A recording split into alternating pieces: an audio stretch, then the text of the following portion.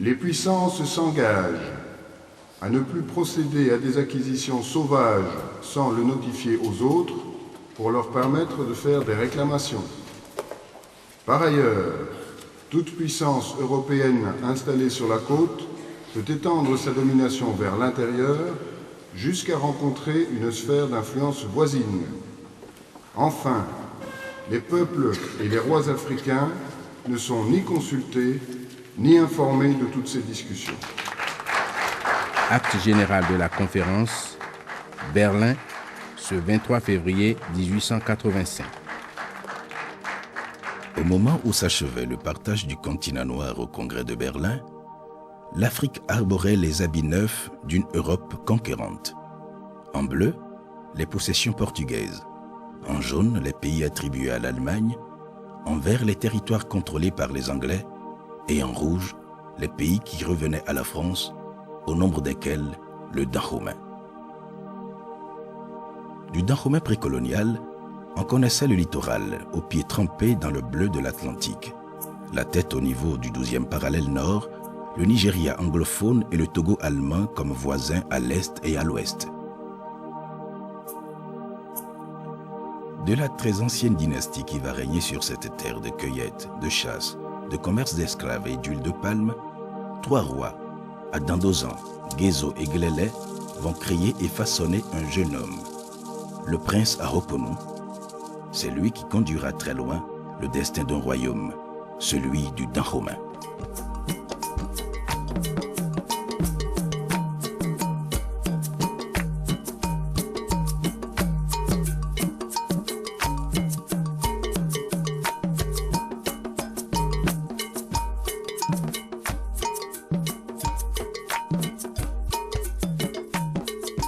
Avant qu'il ne soit nommé Vidaho, il a comme nom Wemaju Bedoro Keme.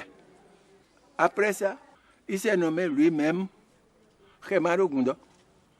Khemaro Gundo veut dire l'oiseau qui est semblable à Manjumil fait sa maison en rond comme ça. Béranzi, ce n'était pas son nom initial, il s'appelait Ahoponu, de son nom premier. Et il est le fils du roi Glélé, et Glélé qui est fils du roi Gézo. Et il n'était pas le seul fils, bien entendu. Et il n'était même pas le prétendant normal au trône, il n'était pas le Vidaho normalement.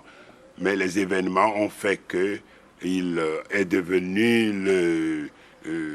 l'homme incontournable. Notre prince Ahoponu a été formé notamment, on cite l'influence du Dajoglo Lometosé, le roi d'Arozan qui est connu sous ce nom-là, et qu'il a reçu une formation particulièrement énergique déjà sous ce roi qui, tout en ayant été, n'est-ce pas, détrôné dans les conditions après un règne de 21 ans, est quand même resté là à la cour parce qu'on ne peut pas mettre à mort un prince.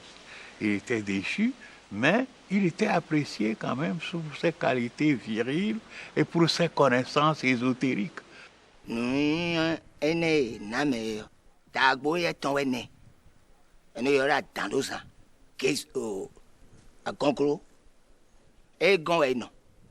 Bosu onu ka inu temen bada huiti na bro ka ni fi bio adalo sa na e ka otundo e o lo do vira ho na yeme e lo to la ho ata sa lo tun jo ne e so do mo fi da ke bo ne no no do kan ede. En 1875, une courte maladie emporte le prince à Anzo, jusque-là héritier présomptif du roi Glélé. Sitôt les funérailles achevées, Glélé nomme pour lui succéder un nouvel héritier, en la personne de Ahoponu. Ahoponu s'installe donc sous le nom de Kondo. Kondo vient d'une expression que le père a prononcée.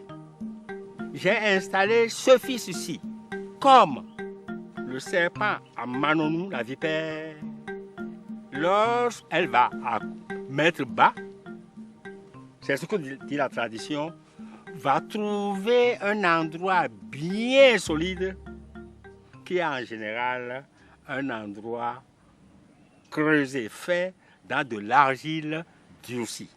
C'est cette argile durcie qu'on appelle co. Je suis comme à Manonou, je ne sais pas vipère, qui veut installer ses enfants dans un emplacement, dans une place, sur un trône, je voudrais dire, solide. Très tôt, je crois déjà que sous Aranzo, nous avons des pièces maîtresses qui montrent qu'il n'était pas du tout le prince soumis. Lui, il avait plutôt en main la sécurité du pays. Déjà la sécurité, donc avec les divers groupes qui pouvaient, les Anguita et autres, et divers autres groupes gardiens de la nuit, il avait déjà donc, dans ce domaine-là, il a joué non seulement sur l'organisation guerrière du royaume, mais il a joué également sur les corporations, les Gbérou. Le père Glélé a bien compris, compte tenu de tout ce qui se passe dans le royaume jusqu'à l'avènement de du prince héritier Kondo, que rien à faire. Et tenant compte lui-même de son âge avancé, il était assez âgé, en 75, il choisit pratiquement, de même qu'il a dit dans cette expression Koendodo, on sent, et tout le montre, que tout ce qu'il doit faire maintenant, tout ce qu'il a à faire, il ne peut pas ne pas associer le prince héritier Kondo.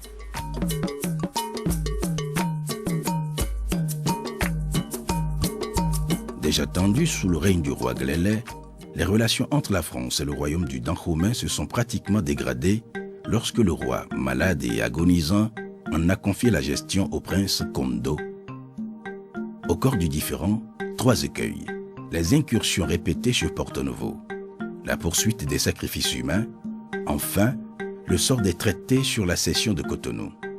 Pour Jean Bayol et la délégation qu'il va conduire en ce mois de novembre 1889 auprès du prince Kondo, la mission s'annonçait difficile parce que délicate et ses conclusions déterminantes pour l'avenir immédiat des relations entre la France et le royaume du Dahomey.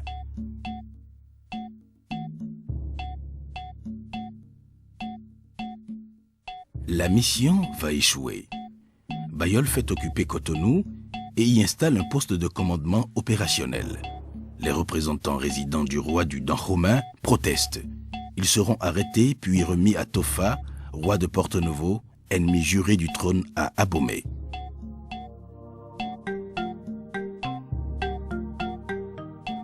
Au palais royal de Singodi, on accuse le coup, sans réagir. Du moins pour l'instant. Et pour cause, le roi Glélé venait de mourir. Le ciel s'était assombri soudain sur Abomey, comme pour ternir le climat déjà lugubre d'une cité fraîchement endeuillée. Ce 30 décembre 1889, le roi Glélé s'est éteint à 75 ans, laissant derrière lui un royaume en difficulté et à sa tête un héritier, sacré roi avant même de le devenir.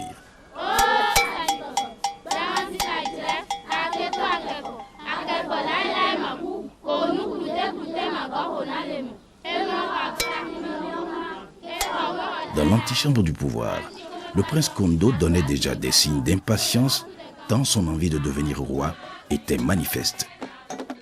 Le 6 janvier 1890, Kondo s'installe sur le trône. Il s'appellera Béranzi, Aïdjre.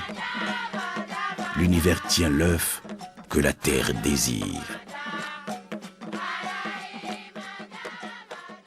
Son emblème, un requin, traduisait le choix de Béranzi d'incarner la force et la puissance de ce mammifère pour exprimer sa détermination à contrôler les côtes du Dahomey, en même temps qu'il constituait une mise en garde aux velléités de Jean Bayol sur Cotonou.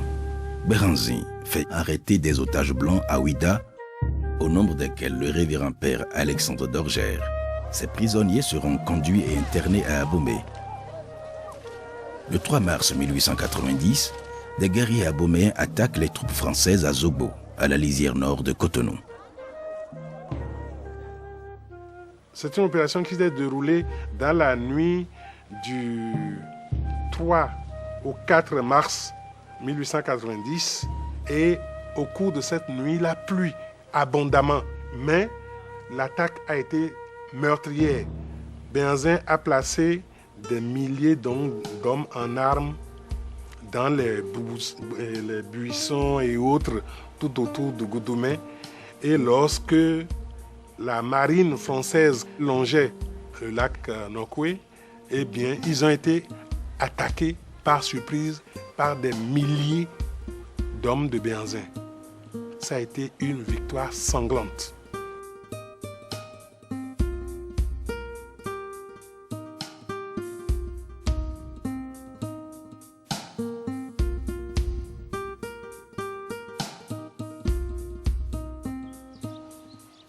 En avril 1890, un mois après le coup de semonce de Cotonou, l'armée du Dahomey prend à revers les troupes françaises à Achupa, dans la vallée de l'Ouémé.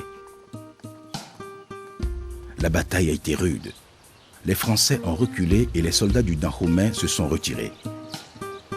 La trêve qui a suivi a couvert la période de mai 1890 à mars 1892. Béhanzin écrit au président de la République française pour se plaindre des agissements de Bailleul. Bailleul est aussitôt rappelé en consultation. Le blocus imposé à Ouida est levé, tandis qu'à Cotonou, les Français peuvent commercer librement. Béhanzin ayant accepté qu'il le fasse contre une rente de 20 000 francs. Plusieurs missions françaises de reconnaissance se sont succédées à Abomey pour étudier d'éventuels plans d'attaque. À Cotonou, 2 entreprises françaises ont entamé la construction d'un wharf pour des débarquements de soldats, d'armes et d'une quantité suffisante de munitions. De son côté, Béhanzin réorganise son armée. Il se lance dans des achats d'armes pour accroître sa puissance de feu. Au nombre de ces armes acquises, il y avait ce canon, acheté auprès des Allemands par l'intermédiaire d'un négociant venu du Togo, du nom d'Adjavan. La reprise de la guerre était dans tous les esprits. L'armée de Béhanzin attaque au début de l'année 1892 des villages Ouati dans la région de Grand Popo. En mars, c'est au tour des villages sur la rive droite de l'Ouémé. Pour s'en convaincre, le gouverneur Victor Ballot remonte l'Ouémé à bord de la Topaze, une canonnière. Il est accueilli par des tirs provenant des soldats de Béhanzin. La guerre était inévitable désormais.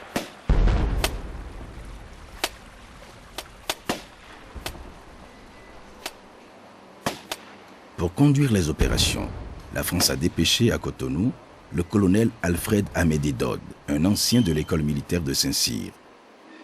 Sa mission est claire, conquérir le Dahomey, quoi qu'il en coûte. L'armée française, renforcée par des soldats de la Légion, bloque la côte et coupe ainsi à Béhanzin tout ravitaillement en armes. Dodd engage des manœuvres militaires de diversion. Il lance une série d'opérations contre les positions occupées par les soldats du Dahomey. Au départ, le 20 août, les troupes françaises sont rassemblées à Sakété. Objectif immédiat, reprendre Afamé et Dogba.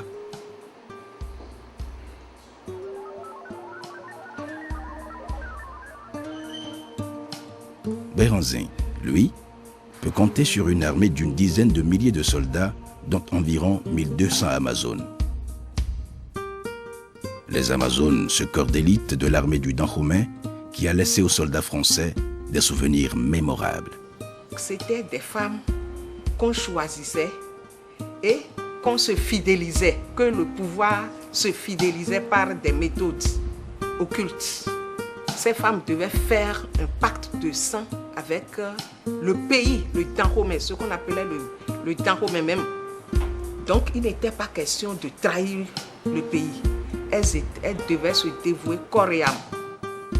Même en cas d'échec, elles protégeaient de leur vie le monarque Mais ils avaient une telle ardeur au combat que une Amazone, par exemple, bondissant comme une panthère, atterrit sur le canon, sur la tige du canon.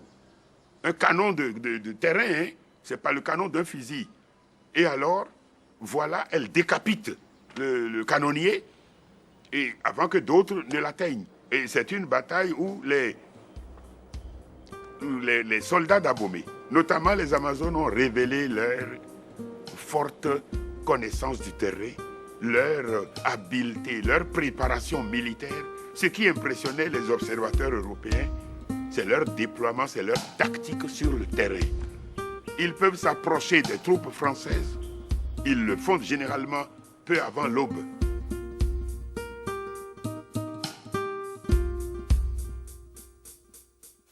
Les combats font rage. Le 19 septembre à Dogba, les Français perdent un de leurs officiers de pointe, le commandant Forax. Mais la lutte se poursuit. Pokissa, Akpa et Kotokpa seront les prochaines cibles de Dode. Elles seront conquises les 4 et 13 octobre.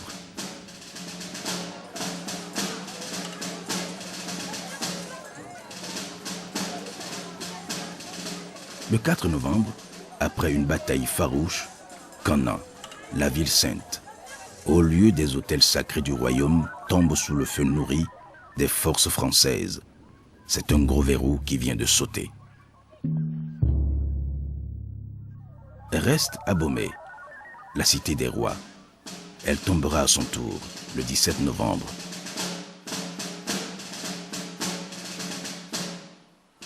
Dode y fera une entrée triomphale.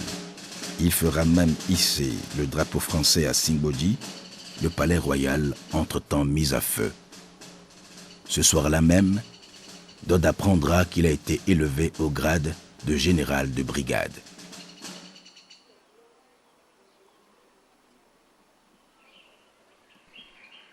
Le 3 décembre, Dode proclame la déchéance et le bannissement du roi Béhanzin. Au nom de la République française, nous, général de brigade, commandant supérieur des établissements du golfe du Bénin, commandeur de la Légion d'honneur, en vertu des pouvoirs qui nous ont été conférés, déclarons le roi Béhanzin à Idjoué est déchu du trône du Dahomey et banni à jamais de ce pays. Le Dahomey est placé à compter de ce jour sous le protectorat de la France. Le drapeau bleu, blanc, rouge flotte désormais sur Abomey, vaincu et occupé. Plus tard, Victor Ballot ajoutera à cette présence française un symbole de la République. Il fait construire dans la cour intérieure épargnée par l'incendie le siège du gouverneur. La Deuxième Guerre a été meurtrière. Elle a fait de nombreuses victimes. D'abord chez les Français. Selon plusieurs récits recoupés, on peut estimer à plus d'1 millier le nombre de soldats tués, dont environ 600 officiers, tous grades confondus. On peut encore voir aujourd'hui à Afamay l'endroit où ont été enterrés le commandant Forax et ses hommes. Au cimetière français de Goho, le nombre et la qualité des soldats tués sont une indication de l'étendue des pertes.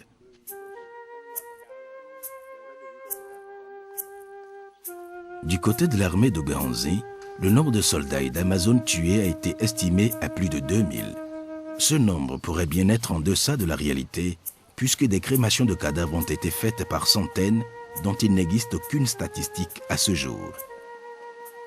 On peut encore voir aujourd'hui dans la palmeraie d'Achupa et à Pokissa des impacts de tirs de canon, des restes de munitions abandonnées et d'autres pièces à conviction retrouvées dans des champs.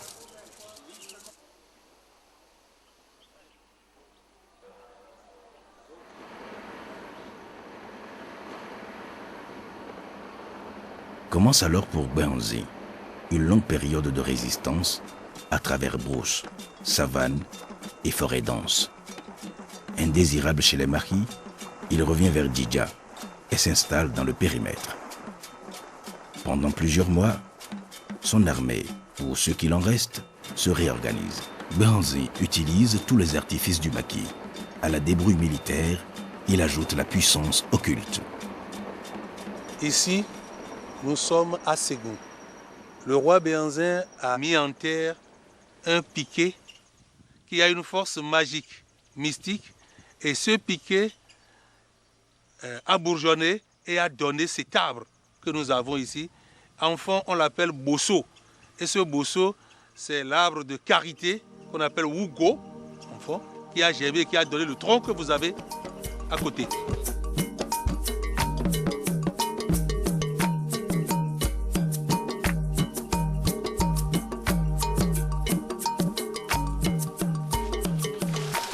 Nous sommes ici à l'eau. Au sol, autour de moi ici, vous voyez des meules. Ces meules, qui sont au nombre de 41, ont servi aux soldats de l'armée de Béhanzin à écraser les poudres à canon. La poudre à canon qui leur a permis de résister encore sérieusement à l'armée coloniale française. Tout au-dessus de ce versant, Béhanzin a installé un mirador qui permettait à ses guetteurs d'avoir une vue sur Abomey et même sur la ville d'Atakpamé, en territoire togolais. Plus tard, lorsque les éléments de Dode ont repéré cet endroit, il a été transformé en belvédère, où les officiers français venaient organiser des pique-niques. On peut encore apercevoir aujourd'hui des piliers de cette construction.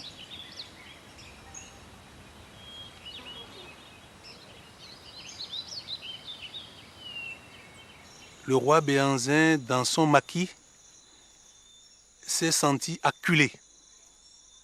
Acculé par les troupes de Dotz, il a fini par prononcer sur ces endroits la phrase célèbre qui a fait garder le nom à la localité. Et en fond, il disait Ewa Djamoibe, de Goba le film métier Midatuka nous ganchawa. Ce qui voudrait dire en français que si les troupes ennemies françaises doivent mettre la main sur lui, Béhanzin, il va falloir que sa troupe s'use avec les armes jusqu'à ce que les bras en soient là et que la terre se mélange au sang pour constituer une boue. Et seules les mouches iront avertir les populations environnantes que quelque chose s'est passé sur les lieux. Pour le roi Béhanzin, acculé dans le maquis, les mauvaises nouvelles se suivent et se ressemblent. Le général Dode, qui savait le roi moralement atteint, mettra sur ce dernier une pression supplémentaire. Il soutient l'intronisation le 15 janvier 1894 du Gaou Goutili, chef suprême de l'armée de Béhanzin, comme nouveau roi d'Abomey, sous le nom de Agoli Agbo. Désormais, seul face à son destin, Béhanzin va prendre une décision. L'ultime décision, celle de se rendre au général Dode. Alors, du fond de son maquis, devant un parterre de soldats et d'amazones demeurés fidèles, et en présence du grand devin Guédégbé, Béhanzin s'adresse une dernière fois à ses compagnons.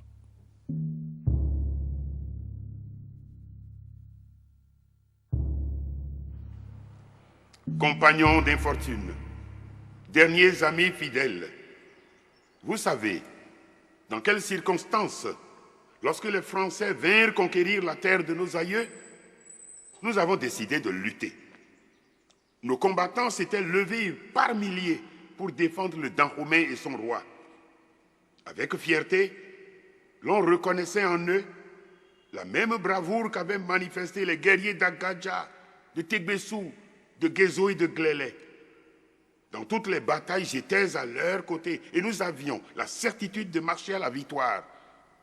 Cependant, malgré la justesse de notre cause et leur vaillance, nos troupes compactes furent décimées. Et maintenant, ma voix éplorée n'éveille plus d'écho. Où sont-elles donc, les ardentes Amazones qu'enflammait une sainte colère? Où leurs chefs indomptables, Gundeme, Yewe, Ketungan? Où sont mes valeureux compagnons d'armes? Où leurs robustes capitaines, Godogbe, Tchatchabloukou, Godzilla, qui chantera leurs héroïques sacrifices.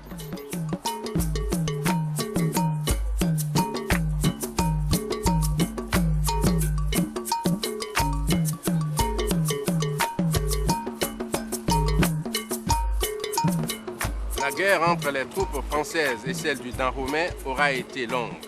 Elle aura duré 2 ans.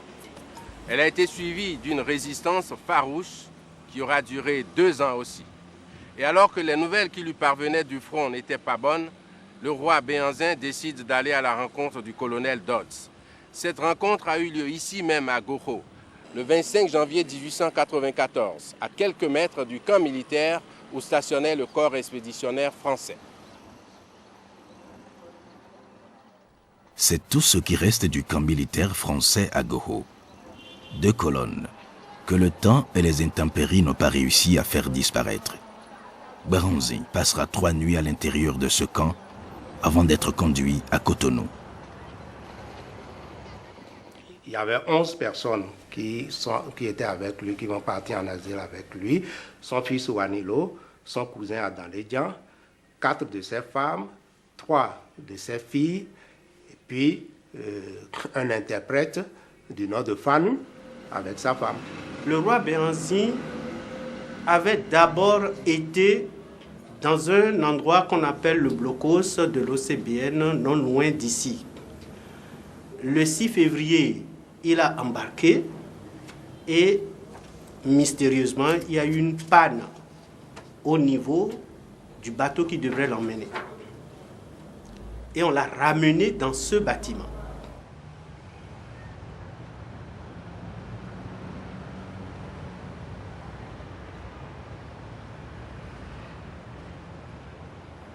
On est allé mettre le roi dans un véritable cachot.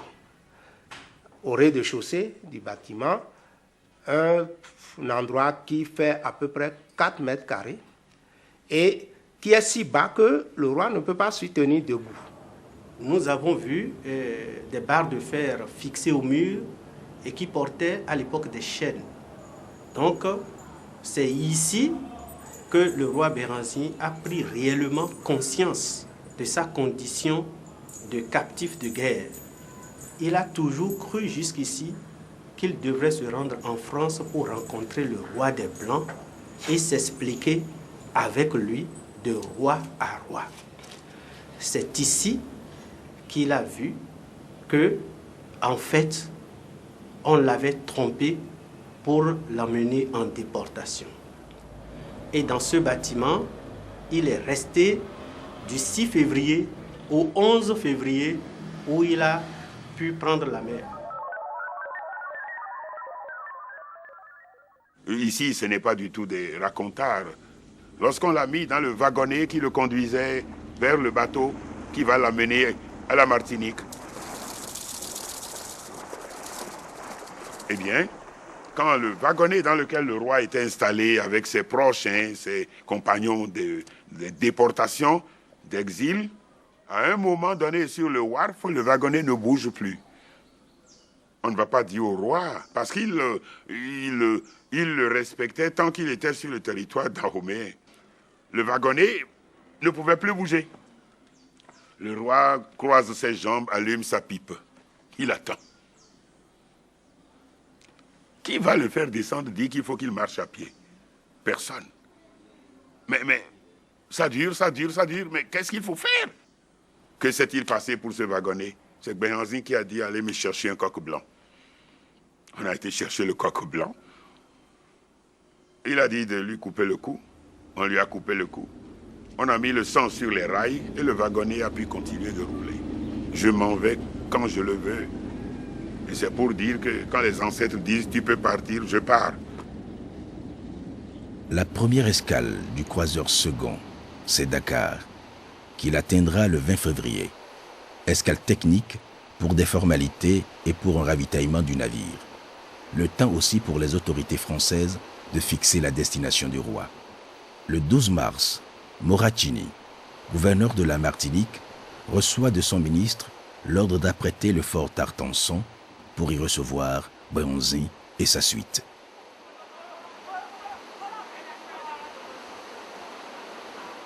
Parti de Cotonou le 11 février 1894, le voilier Le Second, qui était dirigé par le capitaine Privé, un proche collaborateur du colonel Dodds, a fini par accoster ici, au carénage de Fort-de-France. Juste derrière moi, c'est ici que l'on nettoyait la coque des navires et c'est ici que le roi Béhanzin et sa suite ont débarqué et ont commencé leur exil martiniquais. Nous sommes le 30 mars 1894.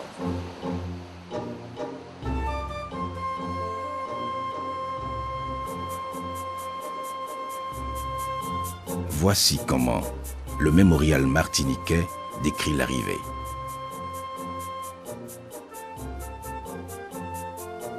« 17 heures. Les spectateurs retiennent leur souffle. Ce doit être lui avec ce pagne de soie verte.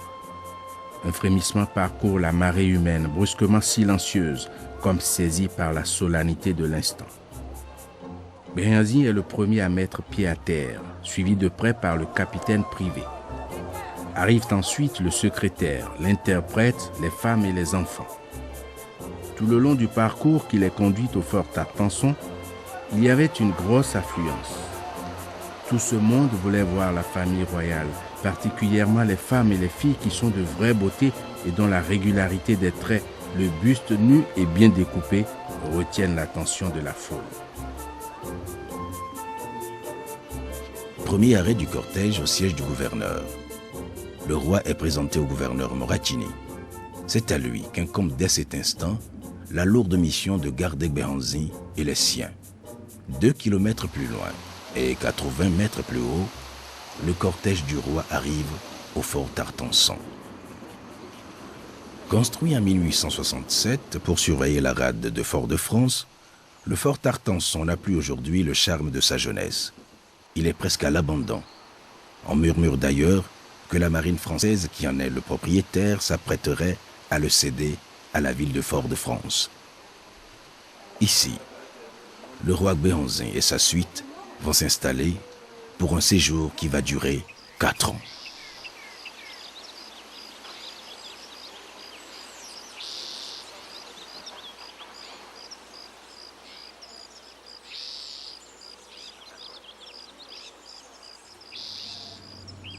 À la demande du roi, son fils Wani Lo ira à l'école des Blancs.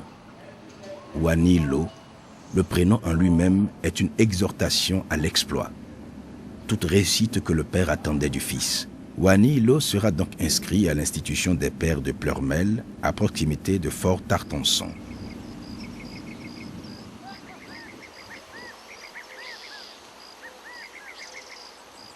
Adanledjan n'aura pas cette chance. Il sera logé et nourri, mais à une autre enseigne. Aïzouno Adanledjan, cousin du roi, s'était illustré de fort mauvaises manières en frappant un officier français à Abomey. Il a été déporté en même temps que le roi au fort Tartanson, mais il ne bénéficiera pas du traitement réservé à sa majesté.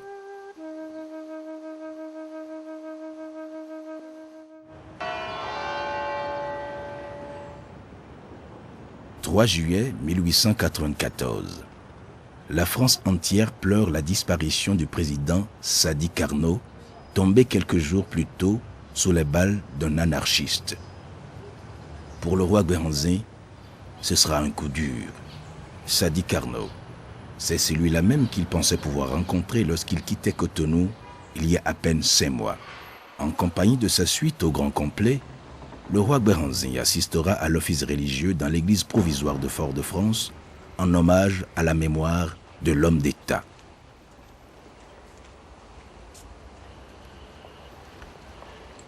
Des fidèles ont été surpris de voir le roi et ses proches couler des larmes de compassion durant cette messe. Un mois plus tard, le roi reviendra à cet endroit, cette fois-ci pour des cérémonies plutôt gaies.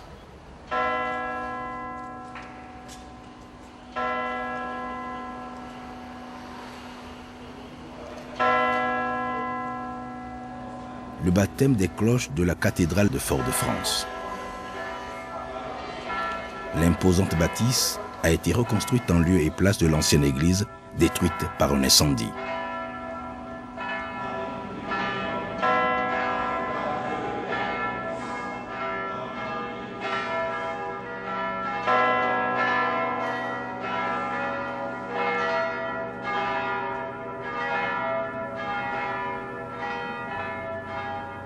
Courant mars 1895, les pensionnaires du fort Tartanson se plaignent des coupes sombres intervenues sur le montant de leur allocation.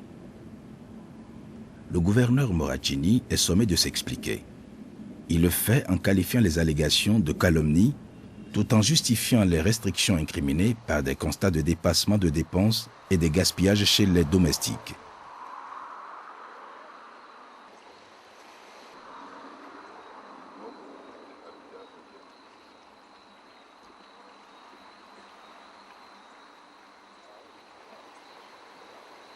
Au lycée de Saint-Pierre, un peu plus au nord de Fort-de-France, où il poursuit ses études, Wani Lo accumule les succès et collectionne les prix d'excellence.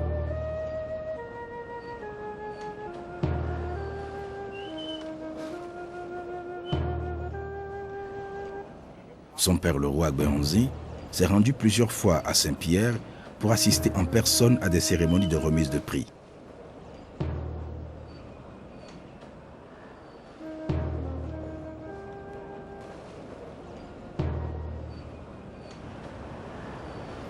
L'année 1897 sera marquée par le départ de Fanou pour le Dahomey.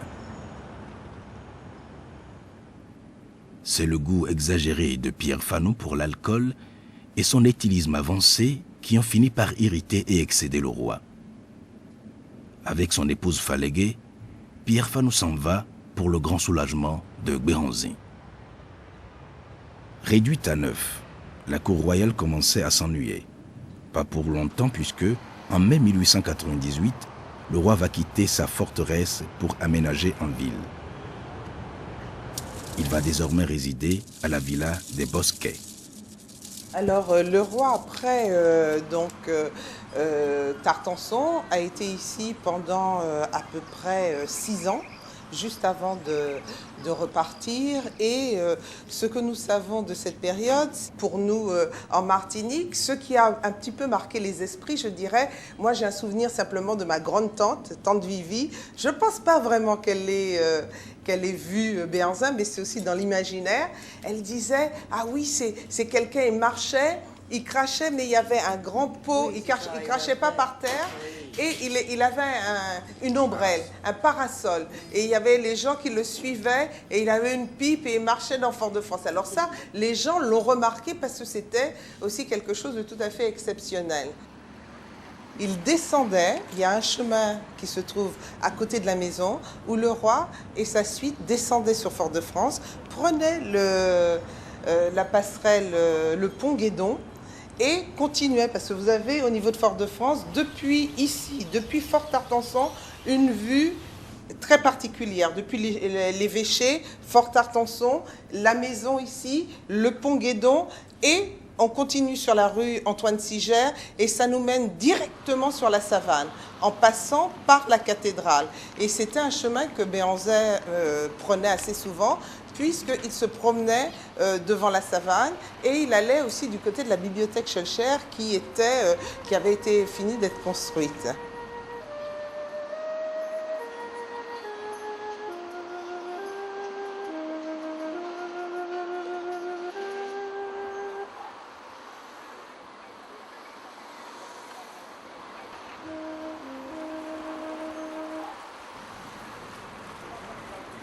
Il allait près de la rivière, qui se trouve même pas à 2 minutes de la villa où il se trouvait.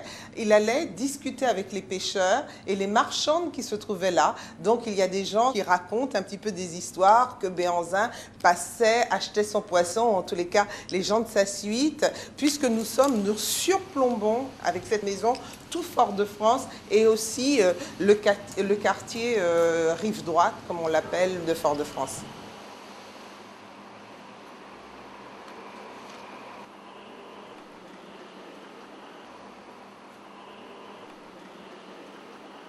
Pour s'être rendu quelquefois à la messe du dimanche, le roi Béhanzin est devenu un fidèle de la cathédrale de Fort-de-France.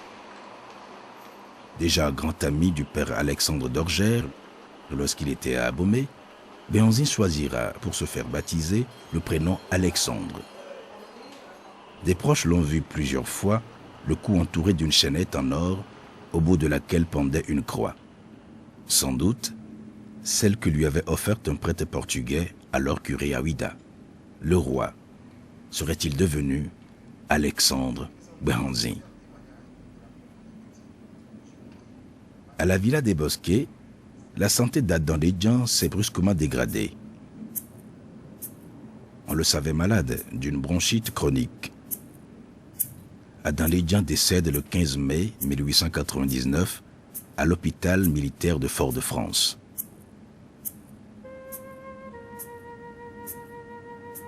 Les années passent à la villa des Bosquets. En 1901, le roi va mal. Son moral est entamé. De plus en plus, Béhanzin manifeste sa détermination à retourner au Dahomey. Aidé par ses amis, un journaliste et un député, le roi va engager un combat épistolaire avec l'administration française. Dans l'une des nombreuses lettres qu'il a adressées au successeur du président Sadi Carnot, on pouvait lire ceci. J'ai été victime de la mauvaise foi des Français. En effet, lorsque de ma propre initiative, je me suis rendu auprès du général Dodd, je lui ai demandé spontanément de me conduire en France pour conférer avec le chef de l'État et éclaircir le malentendu dont j'étais victime.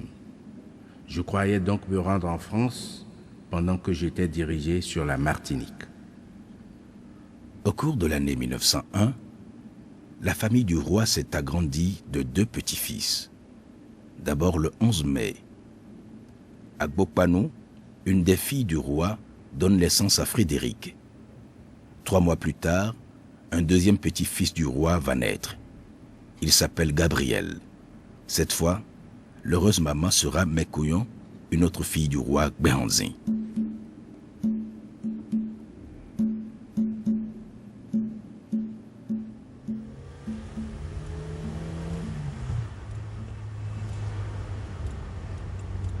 C'est mois déjà que l'année 1902 a commencé.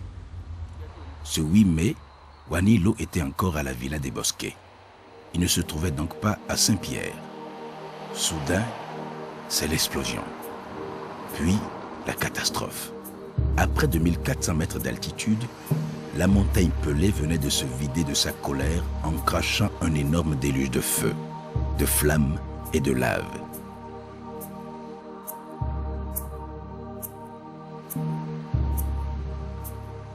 Sous un torrent de boue visqueuse et brûlante, la ville de Saint-Pierre a été totalement engloutie.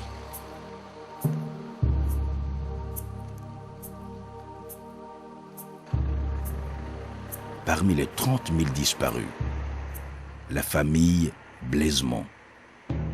À Saint-Pierre, Albany Blaisemont était le correspondant de Wani Lo.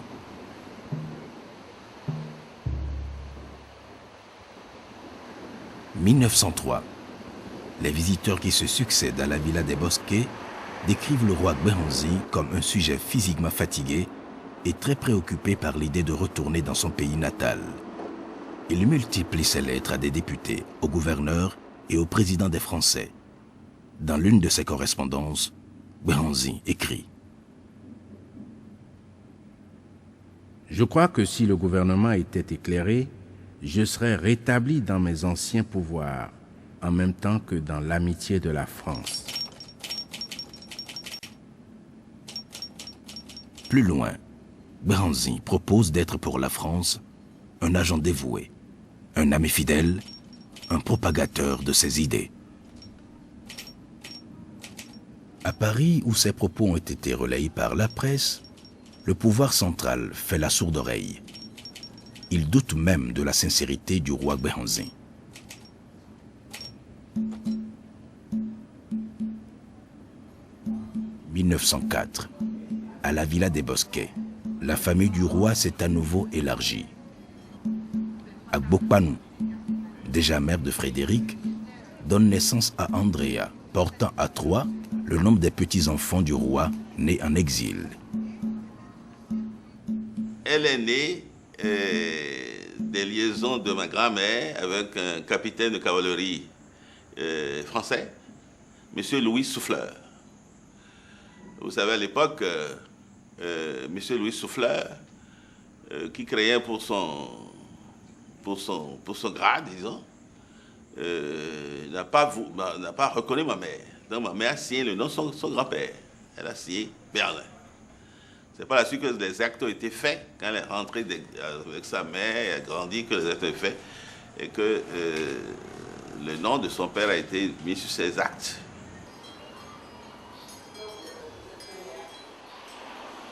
De longs mois passent. En 1905, dans une morosité grandissante.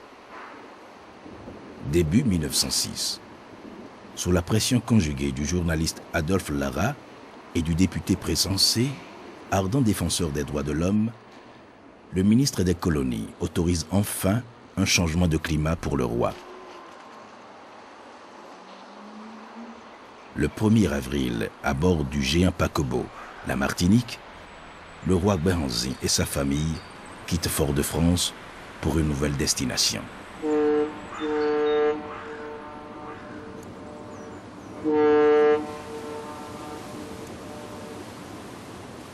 Bordeaux sera la première escale du voyage. Puis Marseille, que la délégation du roi atteindra par le train. Le séjour ici est de courte durée. Le temps pour Béhanzin, que l'on voit ici un peu amaigri, de visiter l'exposition coloniale.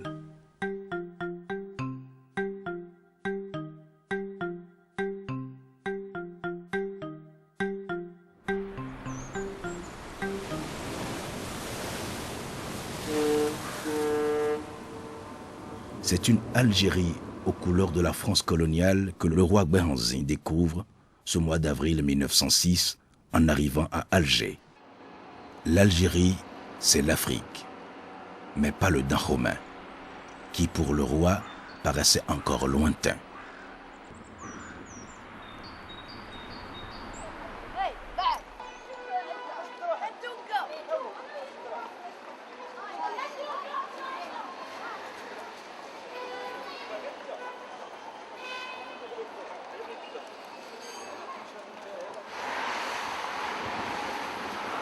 C'est à Blida, une autre ville au sud d'Alger, que le souverain et sa famille vont être conduits.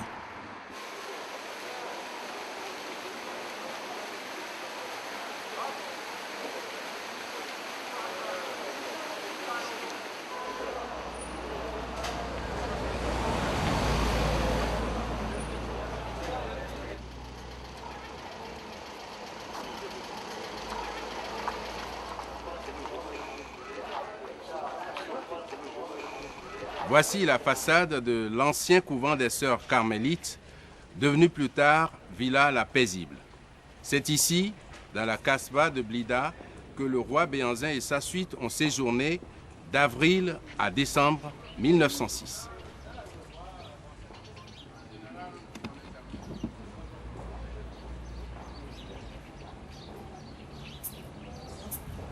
Voici ce qui reste de la villa où le roi a résidé.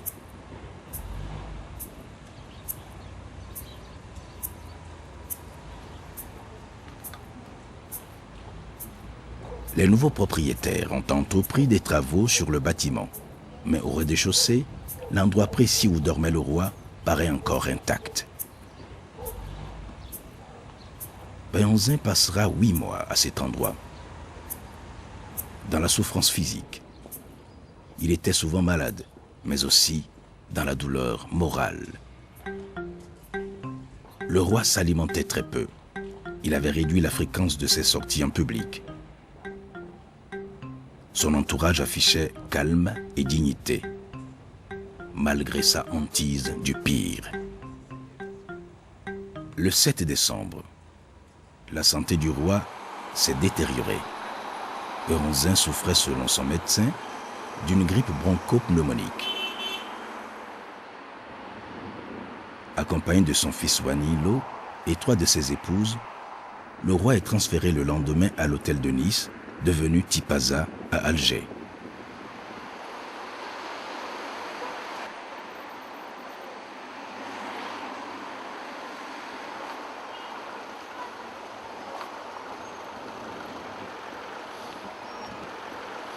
À l'aube du 10 décembre 1906, le roi Béhanzin décède suite à une crise d'urémie. Il sonnait 7h30.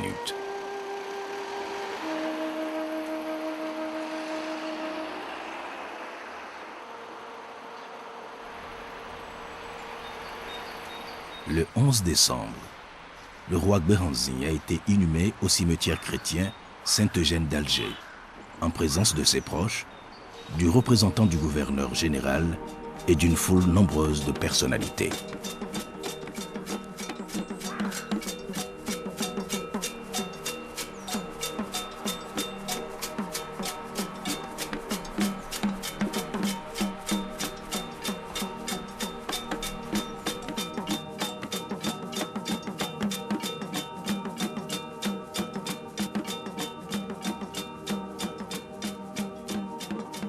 Commence alors pour Wanilo une longue bataille juridique et politique pour obtenir de l'administration coloniale l'autorisation de transférer la dépouille du roi Béhanzin au Dahomey pour lui faire des obsèques dignes d'un grand roi.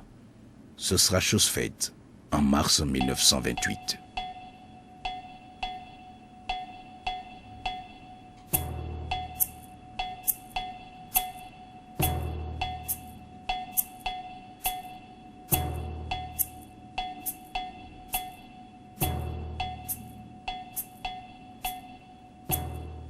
Je dois préciser que les Français ont veillé à ce que les obsèques se déroulent dans l'intimité familiale à Djimé, dans le palais privé du roi.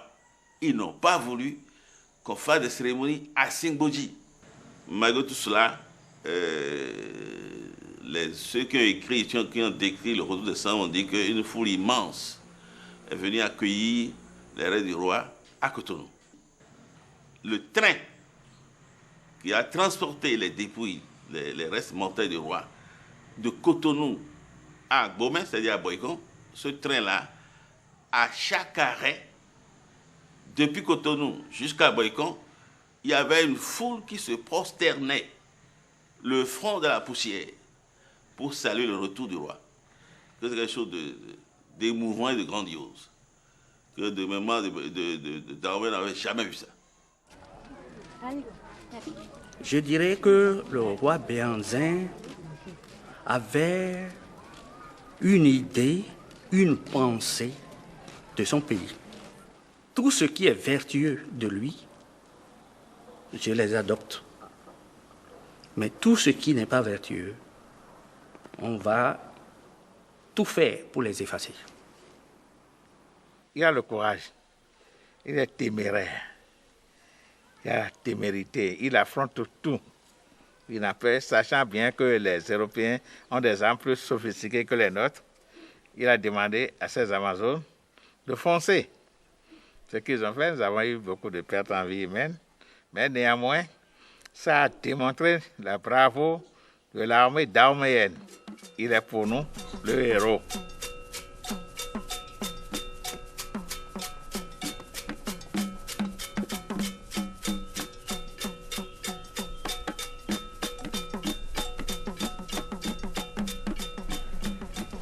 Le père d'Orgère a été exclu par le gouvernement français parce qu'il était trop près des Noirs. Le Béhanzin lui a offert la seule récade en argent avec sa tête dessus. Et j'ai retrouvé cette récade dans les montagnes de Toulon, qui a été transmise de génération en génération. Et la résistance de Béhanzin m'a toujours plu. J'ai trouvé que cet homme-là, il avait été, on l'a dénigré, bien sûr, il fallait bien le dénigrer, le roi requin, on l'appelait le roi requin, on disait, bon. Et beaucoup de chefs militaires français ont trouvé sa valeur.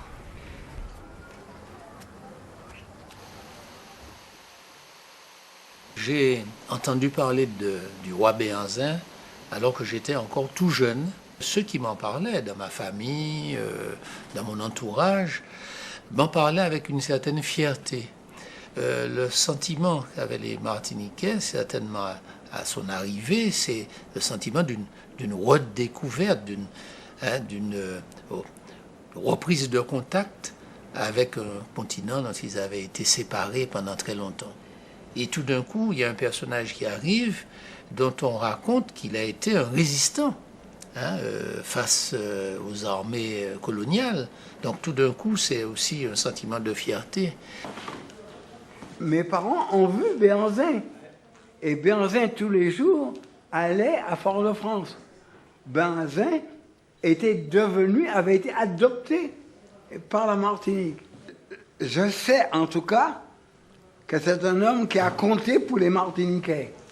Nous considérions Béhanzin comme un homme éminent, comme un grand roi qui avait défendu son pays jusqu'au bout.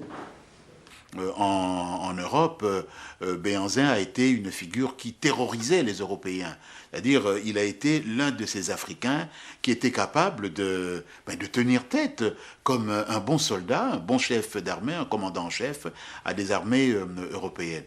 L'idée d'un panthéon africain, dans cette vision des choses où l'on mettrait les grands fondateurs d'État, comme Soundiata Keïta, comme Shaka Zulu, nous avons les grands résistants à la colonisation, mais aussi les grands administrateurs d'État. Donc dans ce panthéon où il y aurait, je ne sais pas, peut-être une 50aine de personnes, certainement que Béhanzin figurait en très bonne place.